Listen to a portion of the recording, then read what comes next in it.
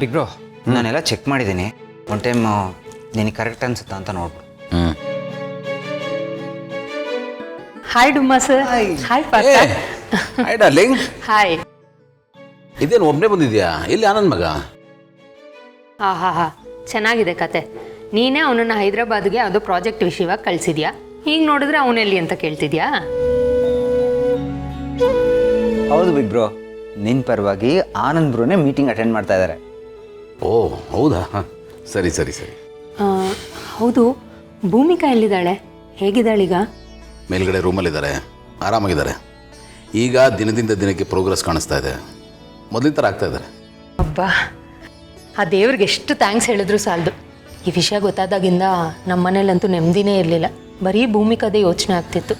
ಈಗ ಅವಳು ಹುಷಾರಾದ್ಲು ಅಂತ ಗೊತ್ತಾಯ್ತಲ್ಲ, ನಮ್ಮ ಮನ್ಸಿಗೆ ಸಮಾಧಾನ ಆಯಿತು. ನಮಗಳಿಗೂ ಅಷ್ಟೇ ಡಾರ್ಲಿಂಗ್, ಈಗ ಸ್ವಲ್ಪ ಮುಸುರು ಬಂದಾಗ ಆಗ್ತಾ ಇದೆ. ಇಷ್ಟು ದಿವಸ ನಾವೆಲ್ಲರೂ ಅರ್ಧ ಜೀವ ಆಗ್ಬಿಟ್ಟಿದ್ವಿ, ಬದುಕಿದ್ವಿ, ಆದರೂ ಬದುಕಿರಲಿಲ್ಲ. ಹಾಗಿತ್ತು ನಮ್ಮ ಪರಿಸ್ಥಿತಿ. ಗೊತ್ತು ಗೌತಮ್, ಈ ಮನೆಯಲ್ಲಿ ಯಾರ ಮುಖದಲ್ಲೂ ನಗುನೇ ಇರಲಿಲ್ಲ. ಅದೇ ಯೋಚನೆ ಆಗಿತ್ತು. ಈಗ ಈ ಮನೆಗೊಂದು ಕಳೆ ಬಂತು ನೋಡು. ಹಾಂ, ಈ ಖುಷಿನ ನಾವಿಲ್ಲೇ ಬಿಡಬಾರ್ದು, ಸೆಲೆಬ್ರೇಟ್ ಮಾಡಲೇಬೇಕು. Very good idea. ಆನಂದ ಬಂದ್ಬಿಡ್ಲಿ, ಒಂದು ಅದ್ಭುತವಾದ ಪಾರ್ಟಿ ಮಾಡೋಣ. ಅಯ್ಯೋ, ಅವನಿಗೋಸ್ಕರ ಕಾಯಕ್ಕಾಗುತ್ತಾ? ಅವ್ನು ಬಂದಮೇಲೆ ಇನ್ನೊಂದು ಸಲ ಮಾಡೋಣ. ಇವತ್ತಿನ ಖುಷಿನ ಇವತ್ತೇ ಸೆಲೆಬ್ರೇಟ್ ಮಾಡಬೇಕು. ಏನಂತೀಯ ಪಾರ್ಥ? ಕರೆಕ್ಟ್. ಹೌದು ಬಿಗ್ ಬ್ರೋ, ಈ ಖುಷಿ ಅನ್ನೋದು ಬಿಸಿ ಬಿಸಿ ಪಿಜ್ಜಾ ಇದ್ದಂಗೆ. ಅದು ಬಿಸಿ ಇದ್ದಾಗಲೇ ತಿಂದ್ಬಿಡ್ಬೇಕು, ಆಮೇಲೆ ಒಳ್ಳೆ ರಬ್ಬರ್ ಥರ ಫೀಲ್ ಆಗುತ್ತೆ. ಒಟ್ಟಿನಲ್ಲಿ ಈಗ ನಿಮ್ಗೆ ಅರ್ಜೆಂಟಾಗಿ ಒಂದು ಪಾರ್ಟಿ ಆಗಬೇಕು ಅನ್ನಿ. ಎಕ್ಸಾಕ್ಟ್ಲಿ. ಆದರೂ ಆನಂದನ್ ಬಿಟ್ಟು ಪಾರ್ಟಿ ಮಾಡೋದು ನನಗೆ ಯಾಕೋ ಮನಸ್ಸು ಒಪ್ತಾ ಇಲ್ಲ. ನನ್ನ ಮಗ ಬಂದು ಒಂದೇ ಕಣ್ಣಲ್ಲಿ ಅಳ್ತಾನೆ, ಅವ್ನು ರೋದನೆ ತಡ್ಕೊಳಕ್ಕಾಗಲ್ಲ. ಯಾಕಾದರೂ ಅವನನ್ನು ಬಿಟ್ಟು ಪಾರ್ಟಿ ಮಾಡೋದು ಅಂತ ಅನ್ಸ್ಬಿಡುತ್ತೆ ನನಗೆ.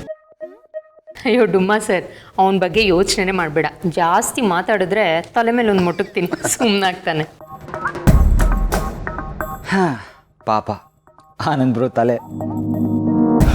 ನೀನು ಪಾರ್ಟಿಗೆಲ್ಲ ಅರೇಂಜ್ ಮಾಡು, ಆಯ್ತಾನ? ನಾನು ನೋಡ್ಕೋತೀನಿ. ಆದರೆ ನಂದೊಂದು ಕಂಡೀಷನ್ ಇದೆ. ಏನು? ಈ ವಿಷಯ ಯಾವುದೇ ಕಾರಣಕ್ಕೂ ಭೂಮಿಕಂಗೆ ಮಾತ್ರ ಗೊತ್ತಾಗಬಾರ್ದು. ಸರ್ಪ್ರೈಸ್ ಆಗೇ ಇರಲಿ. ಬಟ್ ಅವ್ರು ಮನೇಲೇ ಇರ್ತಾರಲ್ಲ. ಅಯ್ಯೋ, ಆ ವಿಷಯನ ಹೇಗೋ ನಾವು ಮ್ಯಾನೇಜ್ ಮಾಡ್ತೀವಿ. ಹಾಂ, ನೀನೊಂದು ಕೆಲಸ ಮಾಡು. ಹೊರಗಡೆ ಹೋಗ್ತಿದ್ದೀವಿ, ರೆಡಿಯಾಗು ಅಂತ ಅವಳನ್ನ ರೆಡಿ ಮಾಡಿಸಿ ಸಂಜೆ ಮೇಲೆ ಕರ್ಕೊಂಬಂದ್ಬಿಡು. ಅಷ್ಟರಲ್ಲಿ ಬೇರೆ ಅರೇಂಜ್ಮೆಂಟ್ಸ್ ಎಲ್ಲ ನಾವು ನೋಡ್ಕೋತೀವಿ. ಓಕೆ, ಡನ್, ಆಗಲಿ. ಸರಿ, ಹಾಗಾದರೆ ನಾನು ಹೊರಡ್ತೀನಿ. ಇದೇನು ಭೂಮಿಕಾ ಅವ್ರನ್ನ ನೋಡೋಕ್ಕೆ ಅಂತ ಬಂದು ಹಾಗೆ ಹೋಗ್ತಾ ಇದೆಯಲ್ಲ? ಅಯ್ಯೋ, ಅವಳನ್ನ ಮಾತಾಡಿಸ್ತಾ ಆಮೇಲೆ ನನ್ನ ಮೇಲೆ ನನಗೆ ನಂಬಿಕೆ ಇಲ್ಲ. ಬಾಯ್ಬಿಟ್ಟು ಸರ್ಪ್ರೈಸ್ ಬಗ್ಗೆ ನಾನೇ ಹೇಳ್ಬಿಡ್ತೀನಿ. ಹೇಗೂ ಸಂಜೆ ಸಿಗ್ತಾಳಲ್ಲ, ಆಗಲೇ ಮಾತಾಡ್ತೀನಿ.